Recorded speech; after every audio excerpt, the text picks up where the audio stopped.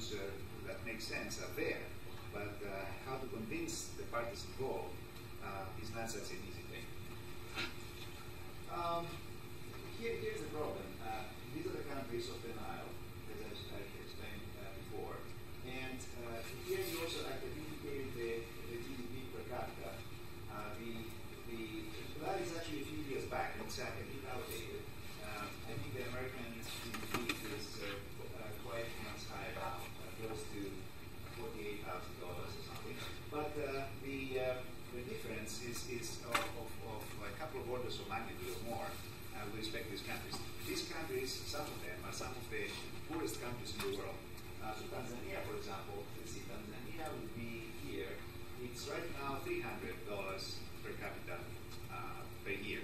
So a person in Tanzania, on the average person in Tanzania actually makes less than $1 a day. And according to the World Bank and other organizations, if you make less than $1.2 per day, you are in poverty. So some of these countries are some of the poorest countries in the world, and that makes it all the more important to utilize water resources, because the only thing they know how to do well is agriculture. So most people, as you see here in this table, are employed in agriculture, 90%, 75%, 8%. And that's something that you can do. I mean, I love to go work in my garden to get a few fruit trees with my daughter, but it's something that you can do. You don't have to get a degree to take that. And that's what people do. And also, the industries that are growing the most really have to do with agriculture too. So if you don't have water, and if you don't cultivate the land effectively and efficiently, then you cannot grow. So for them, it's not about, of course, about food subsistence and security, but it's also about economic prosperity. The more water they use, the more prosperous the people are. And that's the only option they have. But of course, if they do that upstream, then the downstream folks are going to have to be deprived from the amount of water they're used to. And that's where the conflicts begin. So the current water use is, like you see here, mostly, 81.4 billion cubic meters per year is the average Nile yield, the average. Not the very high flows, not the very low flows, which can go down to 40, the very high can go to 120 billion, but the average over a period of, let's say, 70 years is 81 billion cubic meters. Out of that amount, as you see, Egypt uses actually 55.5, not 59, 55.5, and Sudan is using 18.2. And the rest of the countries are using pretty much negligible amounts. Most of the water use actually happens in Egypt and Sudan, and it has been historically so. It's not that we just started to cultivate the land. Okay, as I said to you, approximately 10 to 11 billion are lost to evaporation, and nobody's using it because of the high evaporation rates in the desert. Now, this is what they would like to do, and that's what they propose that the water used to be. And if you actually add it up, you will see that from 81 we go to 144. There is no water to go around. So 81 pretty much, the summation of this is 81. This pretty much is the average yield in 10 years. So the plans, the projections for what the water use should be is actually double that almost, 144. And so that's where the issues are in the Nile. And they need to figure out a way to share this resource. And as you see here, the sharing is quite biased with the downstream countries, Egypt and Sudan, pretty much having the lion's share, and the other countries pretty much sort of staying there waiting to assert their rights of water use. And so that's what is probably our involvement. We are there, and we developed all sorts of models for the last 20, 25 years. I'll skip that because time is this is about the very long time series of how the Nile works. And if you go to this to the Oda Nilometer, this is the Nilometer. There's a place close to Cairo that measurements of the Nile have been made for thousands of years. And so we have a series from 640 AD twice a year, I mean the pharaohs and the engineers went there to measure the level of the river. So this is where the measurements were made. There are marks as to how high the water goes. What happens is this is like a well. There's a little tunnel here that you may see a little bit, and this is connected to the river, or it used to be connected to the river in older times. And so the water will actually flow from the river to the well, and it will stabilize at the right level. And because the floods usually come in August and September, they will take two measurements, one in the high flow time, August and September, and another at the low time, maybe January or December.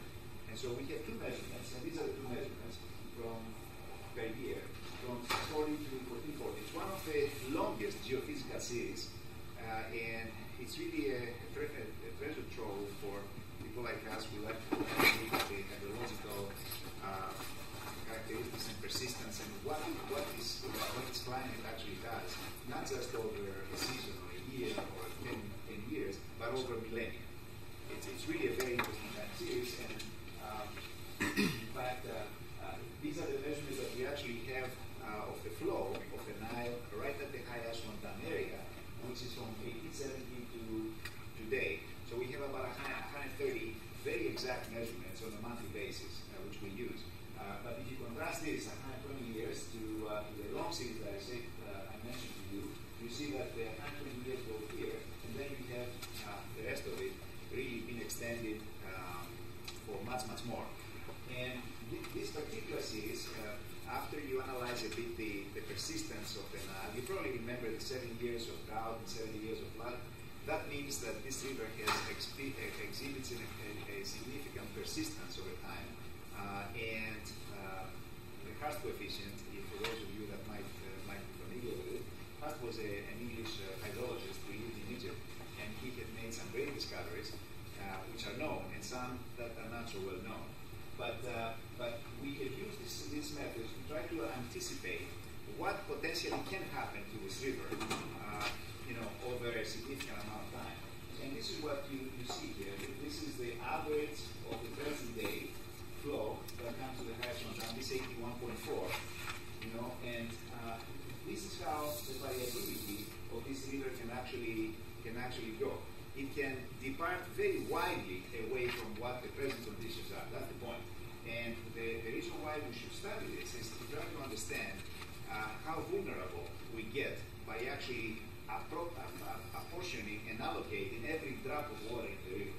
So remember I told you that the Egyptians and Sudanese are using pretty much 90% or more of the river, and the others do not use anything. But that's according to this particular time series of flows that we have had the experience to observe. What happens if the river begins to do its thing and goes through centuries, let's say, of very low flows? What happens then? We are very vulnerable. These societies are very, very vulnerable, and the result will be catastrophic. So it's good for us to understand the variability of the climate and how we can develop some measures to mitigate the potential variability to our societies. Definitely, the Egyptian society, if things don't happen fast with desalinization, they are very vulnerable to such changes of the climate. And I'll show you also some results later on about the possibility of what might happen this century.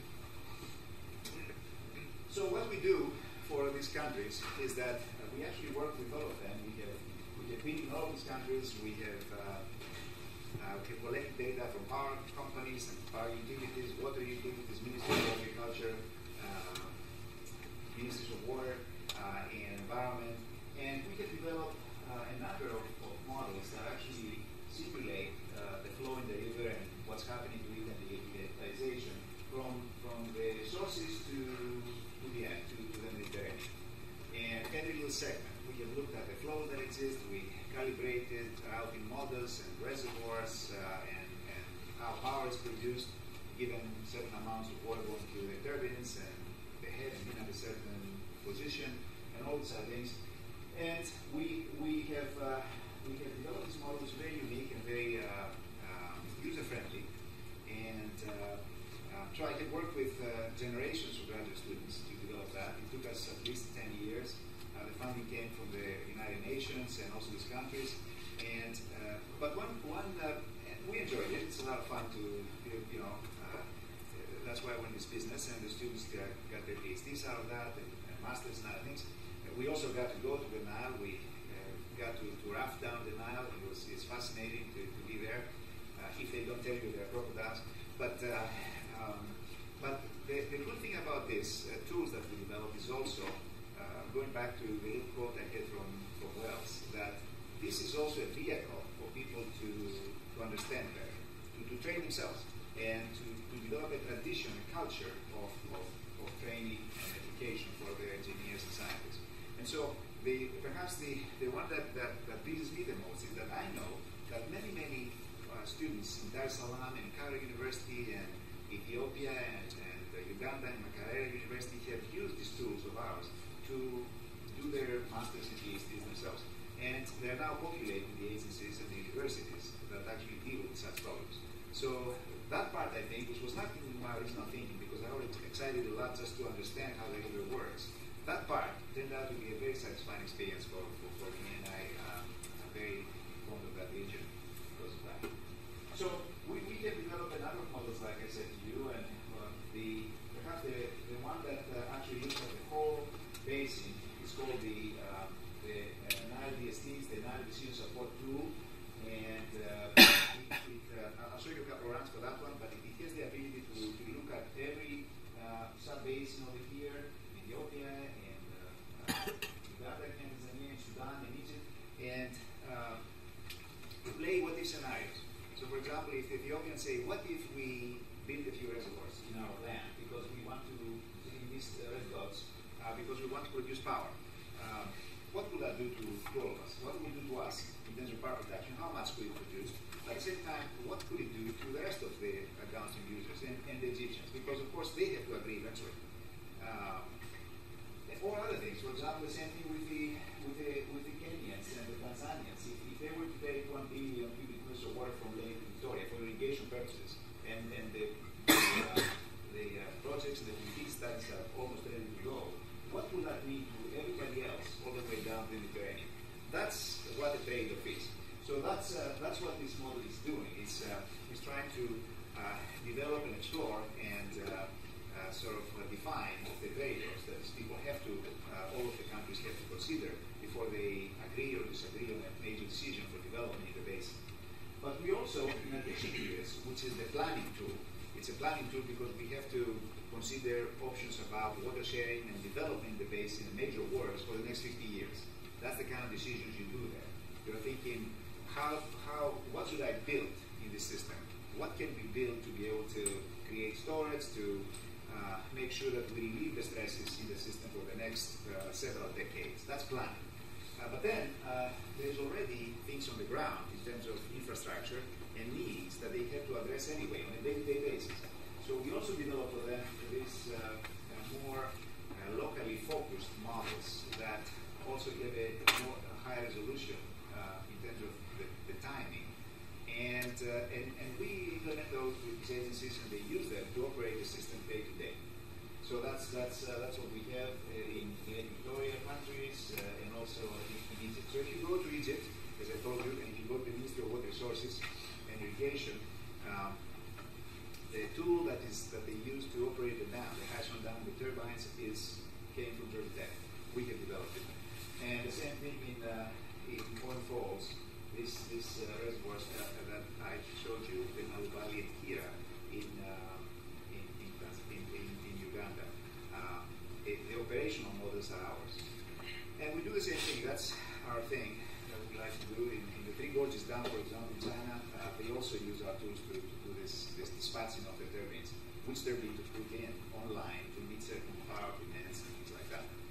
So these are the operational tools that address the question of we have a given infrastructure, and so what do we do with it? How do we optimally utilize it to meet the needs, the water supply, the power production that people need? Okay, so that's what we do, and